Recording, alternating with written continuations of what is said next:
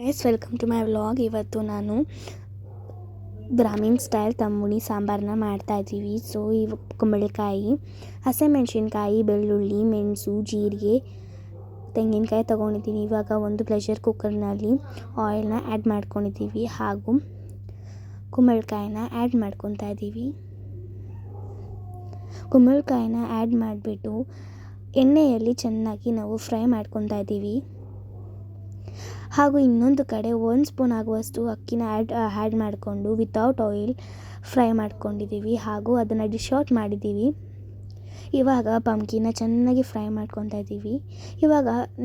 ಇವಾಗ ಪಕ್ಕದಲ್ಲಿ ನಾನು ಮೆಣಸು, ಜೀರಿಗೆ, ಹಸಿಮೆಣ್ಸಿನ್ಕಾಯಿ ಅದನ್ನೆಲ್ಲನೂ ಒಂದೊಂದು ಹಾಗೆ ಆ್ಯಡ್ ಮಾಡ್ಕೊತಿದ್ದೀವಿ.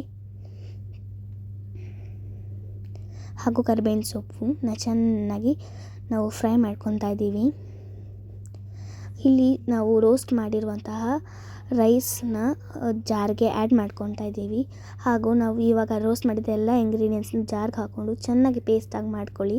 ಹಾಗೂ ಈ ಕಡೆ ನಾವು ಎಣ್ಣೆಯಲ್ಲಿ ಪಂಕಿನ್ನ ಕರಿತಾ ಇದ್ರಿ ಅಲ್ವಾ, ಅದಕ್ಕೆ ನಾವು ಆ್ಯಡ್ ಮಾಡ್ಕೊಳ್ಳೋಣ. ಹಾಗೂ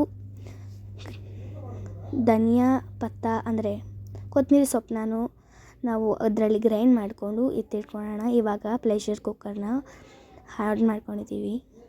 ನೀವು ಫಸ್ಟೇ ಉಪ್ಪು ಹಾಕ್ಕೋಬೋದು, ಆದರೆ ಮೊಸರಲ್ಲೂ ಉಪ್ಪು ಹಾಕ್ಕೊಬೋದು, ನಿಮ್ಮ ಚಾಯ್ಸ್.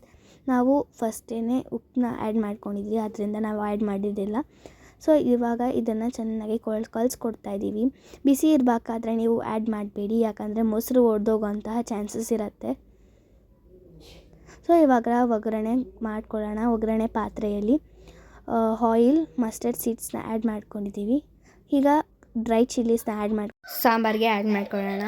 ಈ ರೆಸಿಪಿ ಅನ್ನಗೆ, ಮುದ್ದೆಗೆ, ಚಪಾತಿಗೆ ತುಂಬ ಚೆನ್ನಾಗಿರುತ್ತೆ. ಟ್ರೈ ಮಾಡಿ ನೋಡಿ. ಬಾಯ್.